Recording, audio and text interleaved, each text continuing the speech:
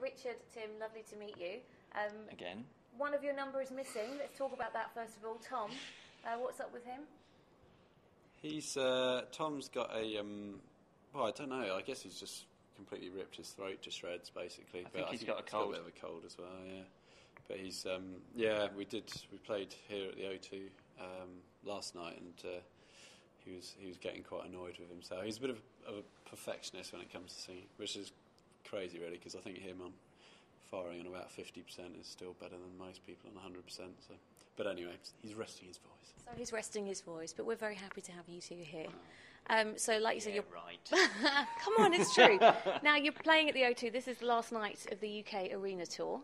So, how's it gone? Did you have a good time? Enjoy it? It's been great, actually. Yeah, we started off in Belfast and Dublin, and we've been over here, been all round, and Scotland and Wales and England. It's been brilliant. We played at the new Echo Arena in Liverpool, which is like a brand new venue, which was brilliant. Really good show there. So, yeah, it's been really fun. And here last night was great. It's our second time here. And, we had a lot of fun. We were looking forward to it because it's a really great venue to come and play in. Now, all the venues have been, it's an arena tour, so massive venues. You've got thousands of people, like, singing your lyrics back to you. What does that feel like? Can you kind of describe that feeling? It is, the singing along is kind of the best thing, I think. I guess it's almost tribal, really. I think the participation in it and the way we react to it, it's to hear. I mean, like last night in here, it's about 17,000 people. I think everyone just belting out the songs or whatever. And it's just I don't know. It's almost a kind of spiritual experience. It's very, very exciting, and it also just that sort of sea of humanity all kind of engaged in a moment together is such a beautiful thing to be a part of. It's really, I guess that's what we live for, really. Oh, well, of course. Well, why wouldn't you? How many gigs have you played in this arena tour? I don't know. It's about a 3-week tour, so I don't know, about a dozen maybe. Yeah. Yeah, so we're talking quite a few thousand people that have been watching you. I think it's well over 100,000 people over the course of the tour. Yeah. And it's do you ever think now that you've done this that you kind of would like to go back to the smaller, more intimate venues? I don't mind. I think the variety is pretty cool, to be honest. I mean, we've played obviously a lot of smaller venues over the years, and even at the end of last year, we did a few tiny shows to like 150 people, just for fun, I suppose. And then on a European tour, which is probably somewhere in between, and it varies from country to country in Europe, for example, and from state to state in America. And I just love the fact that one day you're playing to 20,000 people, and the next day you're playing to 500 in whatever another country, and that I think just anything that keeps it fresh and keeps you changing and stops you from ever falling into a rhythm where you start to, I don't know, go through the motions, or for want of a better phrase, that's what makes it fun. Now, is there anything strange or fun or weird that's happened to you whilst you've been on this tour? We popped to Paris in between a show, and we did a duet of Karma Chameleon with Peter Doherty. Oh yes, Peter now, as we're calling it. Yeah, sorry, with Peter Doherty, and that was really fun, actually. It was probably one of the, because we were going to do that for we did this War Child show last year, and we were going to do that then, but he can make it, so we the idea's been around for ages, but we finally got to do it in Paris, which was really cool. And so, he's got his album coming out very soon, hasn't he? His solo album. Yes. Have you had a listen to any of the tracks on that? No, actually, we haven't heard a thing. No, the only thing I've heard is what he played. He played his, I guess it's a single. I think it was called "The Last of the English Roses." Yeah, that's right, there you go. On the TV show, sounded great. How does it, Keane, quite clean-cut boys. How do you come to being hanging out with Pete Doherty? I think music. I think it's music, and you play festivals and you meet people that are on the bill, and it's we've got a lot. You end up hanging out with other bands and other musicians all the time, and which is one of the really cool things about the summer festival season, is you get to sort of catch up with a lot of people, And so yeah, it was cool. Anyone else that you think you might be collaborating with in the future, or who you'd like to? There's a few things on the cards, but I never know whether we should be, keeping these things under our hat or not. I suppose it's one thing. I think you should tell me. Well, one thing we've already talked about before is working with Kanye West, and we've started on something with him, and we're just trying to fix up a time to keep working with him, which is kind of, that for me is pretty much the most exciting possible prospect as far as the collaboration goes. So we're looking forward to that. You say you're just trying to work out a time where you're, I guess, both in the same city. Yeah. And basically. how hard is logistically trying to organise that then? Because someone like Kanye West, people like Keane, can't be that easy, can it? It's not at all easy. I mean, the only way we've sort of bumped into him pretty much by chance at whatever awards ceremonies and things. But last time we saw him, we happened to be in Paris at the same night, playing a show the same night that he was doing a show, and we, it seemed like too good an opportunity to miss. So we went over to, I think he'd gone straight from his gig to the studio, which ironically was the studio where we'd recorded some of our album. And we sort of met up at about 2 a.m. It's a very surreal experience, but that's, I suppose, a measure of how far you have to go to actually manage to get 2 different bands or whatever in the same room at the same time. Yeah. Say you've been working on something, you have a few ideas. Can you let anything slip? Like how's this going to work? Because kind of piano and now guitar rock band with kind of hip hop rap. I think Kanye's sort of one of the more innovative people around. He's and we're people who definitely like to push ourselves into different directions. And obviously with Kanye's latest record, 808s and Heartbreak, it's in a way he's moved towards more singing and I don't know, more song based, and so there is a sort of, I think one of the fun aspects of that kind of thing is actually just getting in a room and seeing where it takes us, because it was the same with us making this record. We didn't really have a plan. You just wait and see what happens, see what inspiration takes you. Yeah. Talking of collaborations, Gary Barlow, when your album came out, said he loved it, and he said he'd love to work with you guys. Has he been in touch? We met Take That, didn't we, at a Spanish awards show? Yeah, that's right. I get very confused. Yeah, it was sort of, again, another weird sort of, we're in the same country at the same time. They were lovely. Really nice people, actually. But yeah, I don't know. We didn't talk about doing any music together, but you never know. You'd be up for it if he asked then?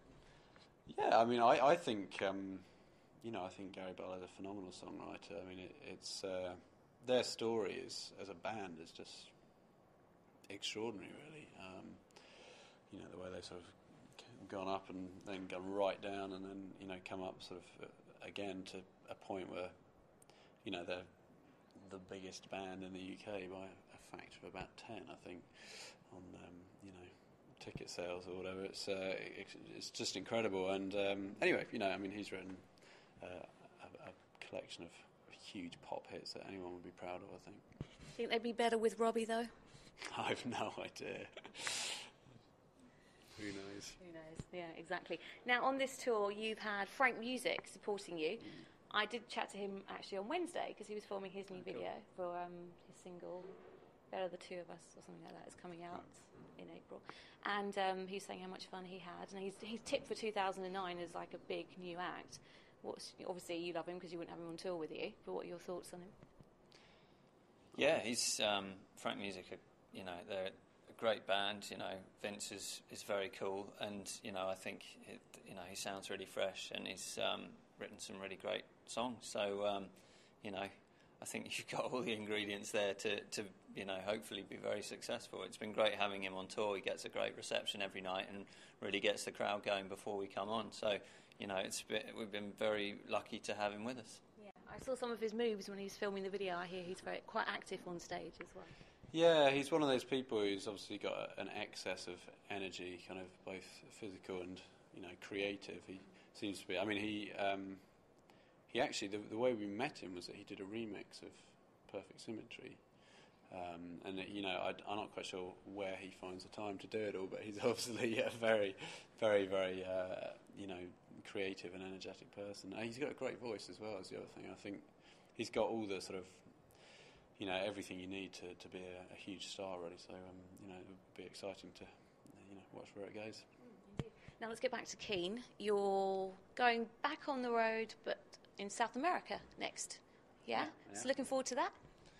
Yeah, 10 days' time, I think we'll be in Guadalajara to play our first show.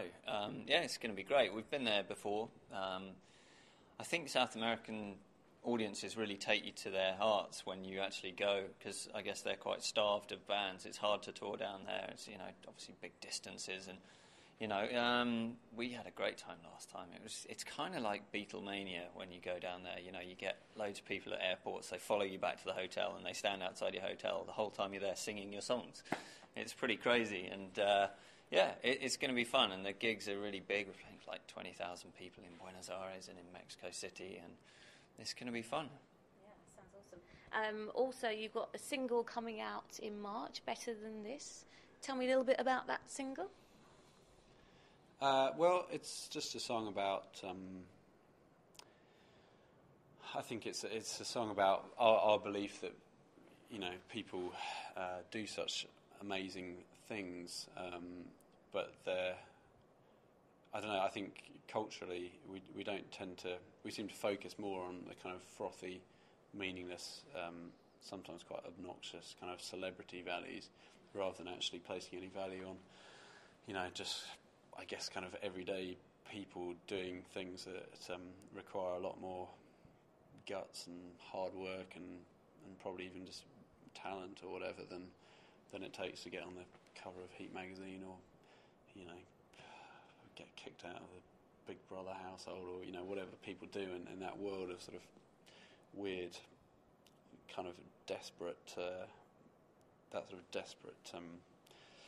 craving for celebrity that people seem to have, and I think, I think it's fine when it's just a kind of relief from, the everyday life. But I think the longer that goes on, the more it kind of filters down to the point where everybody feels that what you have to do with your life is try and become famous, and you have to try and be on the cover of a magazine or be on Big Brother, and you have to have the lifestyle, and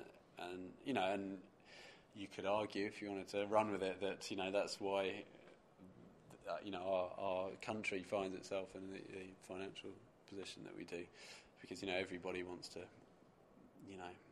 be like Victoria Beckham, and really, if we just valued more kind of fundamental human things, I think I don't know. I get the feeling we'd all be a lot happier. But you're not blaming the recession on Big Brother. I think there are a lot of things that distract a lot of people's attention, that mean it's easier to end up, going to war based on a lie and not prosecuting the war criminals that took you there, like Tony Blair, for example, who knew that they were going to war illegally, and, people are working hard and probably, getting relief from the tiredness of, everyday life, and it makes it very easy to disengage from the reality of what your government is doing or what's going on around you, and I think it's a distraction, and I think one of the things we've tried to do with this record is try and be positive and sympathetic about that sort of notion, but also encouraging people to try and re-engage with, whatever it is that happens to be the thing that you care about, whether it's, finding a cure for cancer, or, looking after, abused children, or, campaigning against the death penalty or whatever. If you take the 5 minutes that you might have spent, watching EastEnders, and actually say, I'm actually going to, write a letter to my MP about the death penalty, or about Guantanamo Bay, or about, pursuing Tony Blair for war crimes, or whatever, then maybe if everybody does that, then I think, we could move the world on in a very positive way.